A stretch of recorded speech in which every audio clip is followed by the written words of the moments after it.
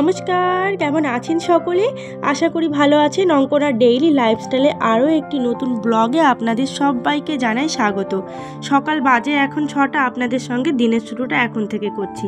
বারটি আজ শুক্রবার। গতকাল রাত্রেবেলা দিয়েছিলাম মাথাতে তেল, জানেন তো। আগের দিন ব্লগে আপনারা দেখেছেন, ছোট্ট একটা ভিডিও আপনাদের সঙ্গে শেয়ার করেছিলাম যে শরীরটা একদমই ভালো নেই, তার সঙ্গে মনও ভালো নেই।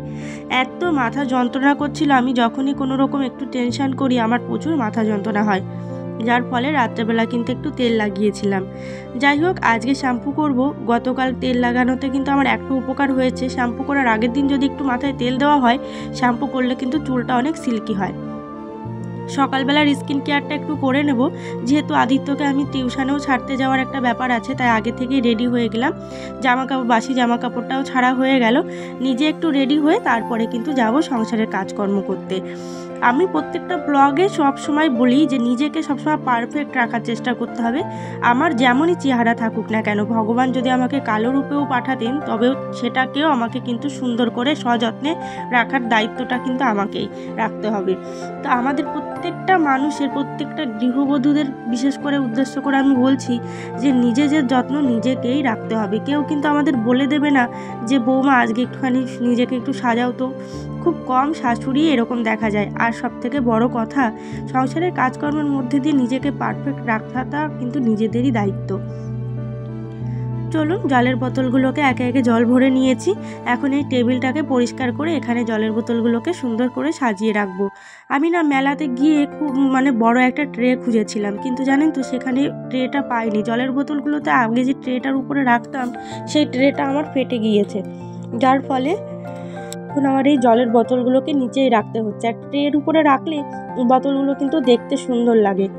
আর সত্যি কথা বলতে, ঘরের জিনিসপত্র কিনতে তো আমি ভীষণই ভালোবাসি, কিন্তু এবার দেখলাম না মেলাতে সেটা চোখে পড়লো না, তাই সেটা আর কিনতে পারিনি। যাই বা হোক, চলুন, আমাদের তো দৈনন্দিন কাজকর্মের মধ্যে দিয়ে সবথেকে ইম্পর্টেন্ট হচ্ছে জলটা। সেটা আমি আগে গুছিয়ে রেখে তারপরে কিন্তু হাজব্যান্ডের, আমার ছেলের খাবার দাবার বানাতে চলে এসেছি এদিকে। আদিত্যর জন্য দুধ আর কর্নফ্লেক্সটা ভিজিয়ে দেবো, কারণ আমার ছেলে কর্নফ্লেক্সটা একটু ভিজিয়ে দিলে তাহলে ওর খেতে কিন্তু ভালো লাগে। আমি লক্ষ্য করে দেখেছি, ও ভেজানো কর্নফ্লেক্সটা কিন্তু একটু নরম নরম যে হয়ে যায় কর্নফ্লেক্সটা, সেটা খেতে ও ভীষণই ভালোবাসে। যার জন্য ওকে আমি এরকম করে একটু হালকা গরম দুধে কর্নফ্লেক্সটা যদি ভিজিয়ে দিই, তাহলে কিন্তু ওর খেতে সুবিধা হয়। দিয়ে দিই কর্নফ্লেক্সটা। হালকা দুধটা গরম হলে ওটার মধ্যে সামান্য পরিমাণে একটুখানি মিষ্টি দিয়ে নামিয়ে দেবো। মিষ্টি বলতে খুব অল্প পরিমাণে একটুখানি চিনি দিয়ে কর্নফ্লেক্সগুলোকে গরম দুধে ডুবিয়ে দিয়ে রেখে দেবো কিছুটা সময়। ব্যাস, আমার কর্নফ্লেক্সটি অলরেডি তৈরি। কর্নফ্লেক্সটি দেওয়ার পরে দেখছি জলে ডোবানোর পরে, দুধে ডোবানোর পরে সামান্য একটু দুধ দিলে ভালো হয়, তাই একটু দুধ দিয়ে নামিয়ে নিলাম। চলুন, বাসন কোসনও জমা রয়েছে, তবে ওরা এখনও কেউই ওঠেনি। ছেলেটা ওঠার আগে ওর খাবারটা আমি রেডি করে দিলাম। গতকাল রাত্রে না বাসনগুলো না মেজেই শুয়ে পড়েছিলাম। বেশিরভাগ দিন আমি রেখে দিই, আর দু একটা দিন হয় এরকম যে রাত্রেবেলা আমি গুছিয়ে রাখি। তবে আদিত্য যখন স্কুল থাকে না, তখন কি করি জানেন তো, রাত্রেবেলায় বেশিরভাগ কাজগুলোকে আমি গুছিয়ে রেখে দিই। আর আজ যেহেতু শুক্রবার, শবে বরাতের দিন, সেই জন্য কিন্তু স্কুলটা ছুটি আছে, তাই আজ আর কোনো চাপ নিইনি। গতকাল রাত্রে খেয়ে দিয়ে 15 মিনিট হাঁটাচলা করে মোবাইলটার ভিডিও এডিট করে শুয়ে পড়েছিলাম। গতকাল রাত্রে আর কিচেন রুমটা গোছগাছ না করে শুয়ে পড়েছি। আর তাছাড়া কি জানেন তো, অনেক দিন ধরে ভাবছি আমার গ্যাসের ওভেনটাও একটু ভালো করে পরিষ্কার করব। তাই ভাবলাম চলুন, সকালবেলা উঠে তো আমাকে এমনি রান্নাঘর পরিষ্কার করতে হবে, সঙ্গে না হয় বাসন কোসনগুলোকে একটু ধুয়ে রেখে দেবো। খুব একটা বাসন কোসন আমার হয় না, আমরা টোনাটনির সংসার, বুঝতেই পাচ্ছেন। তার মধ্যে দিয়েও যে দুটো বাসন হয় সবসময় চেষ্টা করি পরিষ্কার করে মেজে রেখে দেবার। একটু গরম জল করেছিলাম, তার সঙ্গে আদিত্যর বাবার আবার চা করে দিয়েছিলাম। তো আমাদের সকালবেলার রুটিন কিন্তু অলরেডি কমপ্লিট হয়ে গিয়েছে। রুটিন বলতে ছেলেকে খাইয়ে টিউশনে ছেড়ে দিয়ে আসা, ওর বাবা চা খেয়ে বেরিয়ে যাওয়া, আমি একটু গরম জল খাওয়া। আমাদের তিনজনের যে কাজ, তিনজনের হয়ে গিয়েছে। এখন তিনজনের কাজে লেগে পড়বো। আমার ছেলে যেমন টিউশনে গিয়ে পড়তে বসে গেছে, আমার হাজবেন্ড অফিসে চলে গেছে, আর আমি এদিকে আমার সংসারের কাজে লেগে পড়েছি। প্রত্যেক দিনের ডেইলি রুটিনের মধ্যে একটু চেঞ্জ আনার জন্য আজকে একটু অন্যরকমভাবে ব্লগটা আপনাদের সঙ্গে শেয়ার করব। আশা করি আপনাদের ভালো লাগবে। আর আমি যেভাবে নিজেকে মোটিভেট করে সারাদিন পজিটিভিটির মধ্যে দিয়ে কাজগুলো করি এনার্জি দিয়ে, সেটাই কিন্তু আপনাদের সঙ্গে প্রত্যেকটা দিন শেয়ার করি। সত্যি কথা বলতে একার সংসারে নিজেকে সব সময় এনার্জেটিক রাখতেই হয়, তার কারণ আমি অসুস্থ হলে কিন্তু গোটা দুটো মানুষ কিন্তু সংসারে না খেতে পেয়ে থাকবে। কেন বলুন তো? না খেতে পেয়ে বলবো না, আপনাদের দাদাভাই অবশ্য রান্নাবান্না কিন্তু মাঝে সাঝে করে, তবে কি বলুন তো, অফিস থেকে এসে ওই যে শুকনো মুখটা দেখলে ভারী খারাপ লাগে। সেজন্য সবসময় চেষ্টা করি নিজেকে কিন্তু পজিটিভ রাখার। হাজারো কষ্ট হলেও কিন্তু সেই কষ্টটাকে বুকের মধ্যে চেপে রেখে সংসারের প্রতি সমস্ত দায়িত্ব কিন্তু পালন করতে হয় আমাদের প্রত্যেকটা গৃহবধূ।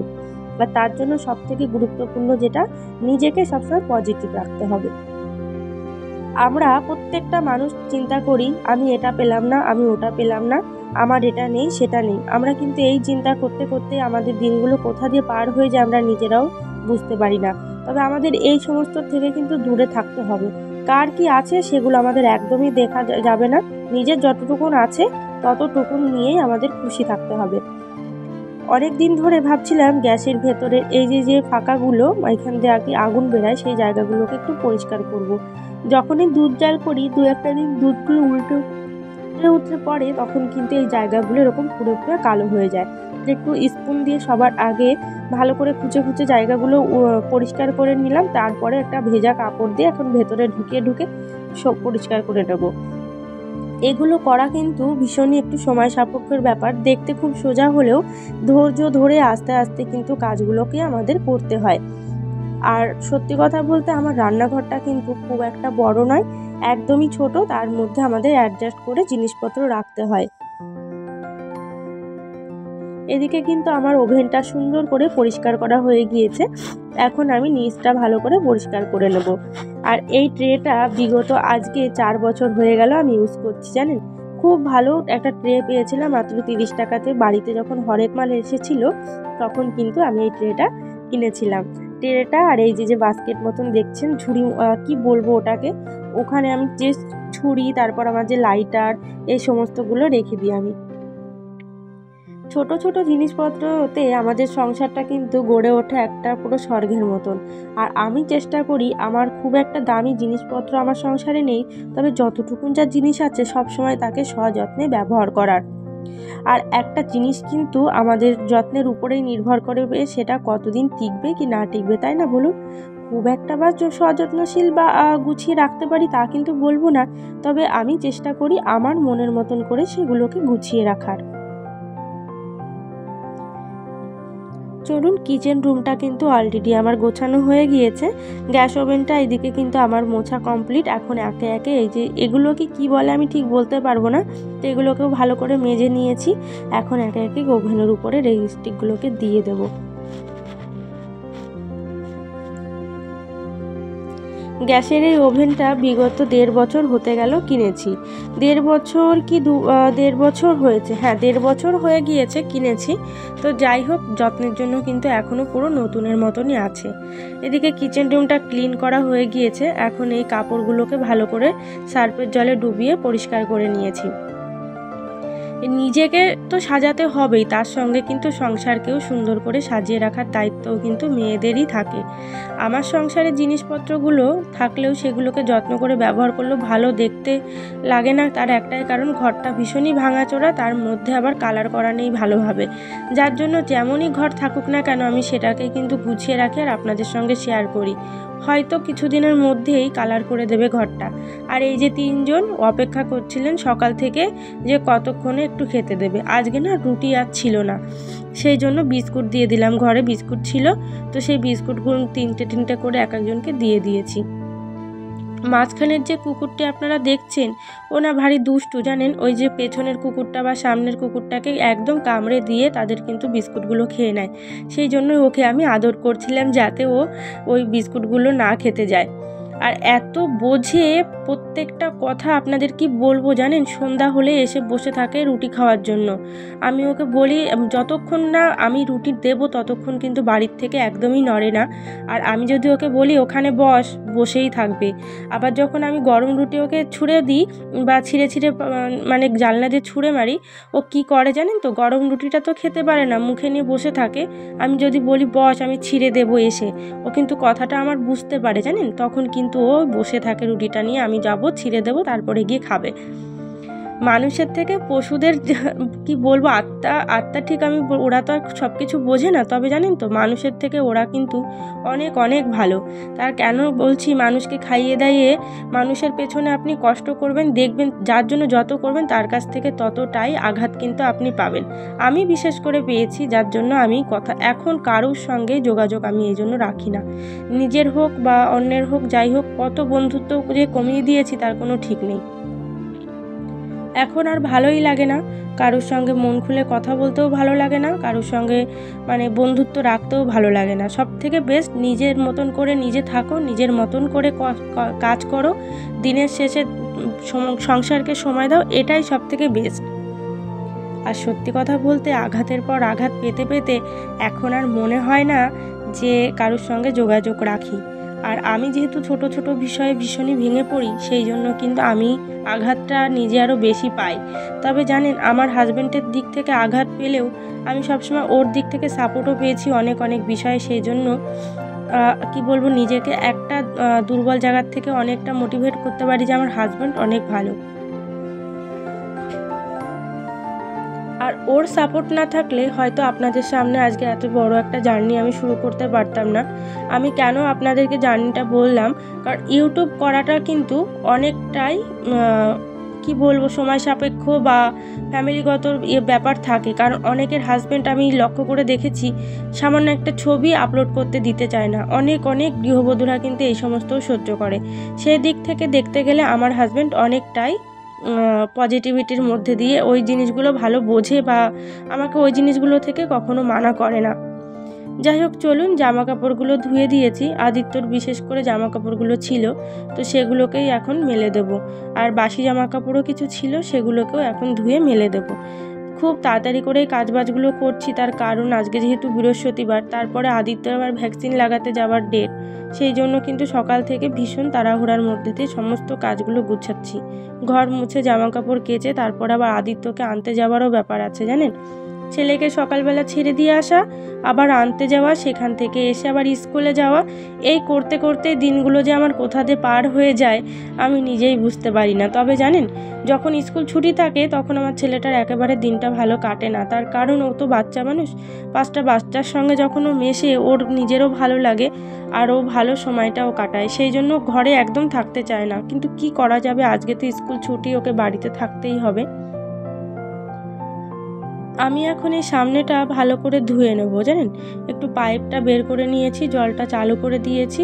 এত পরিমাণে সিমেন্টের গুঁড়ো এখনও রয়েছে, রোজ দিন ধোয়ার পরেও কেমন যেন সিমেন্টের গুঁড়োটা একেবারে সরছে না। তো আমি তো আমার এই দিকটা প্রত্যেক দিন পরিষ্কার করি, বাইকটার এই পাশটা আমার প্রায় দিনই পরিষ্কার হয়, কিন্তু আমার ওই পাশের যে কোয়ার্টারটি সেইটা পরিষ্কার ঠিক মতন করা হয়নি। সেই জন্য আজকে ভাবলাম যে আজকে ট্যাঙ্কির থেকে জল পড়ে যাচ্ছিল, আমি সেই মুহূর্তটাকে ভাবলাম যে জলটা যেহেতু আমার পড়ে যাচ্ছে ট্যাঙ্কিতে ওভারলোড হয়ে, এই জলটাকে কাজে লাগিয়ে সামনেটা ভালো করে একটু ধুয়ে দিই। তো যাই হোক, একে একে কিন্তু এই যে বালতি দুটো নিয়ে নিয়েছি, এখন এর মধ্যে জল ভরবে আর সুন্দর করে ধুয়ে দেবো। আমি ভাবলাম যে চলুন, ধোয়া যখন হচ্ছে, অনেক দিন হলো রাস্তাতে একটু জল দিই না, একটু জলও দিয়ে ভালো করে করে দিই, ভিজিয়ে দিই। এই সিমেন্টে যত জল দেওয়া হয় ততই কিন্তু ভালো জানেন।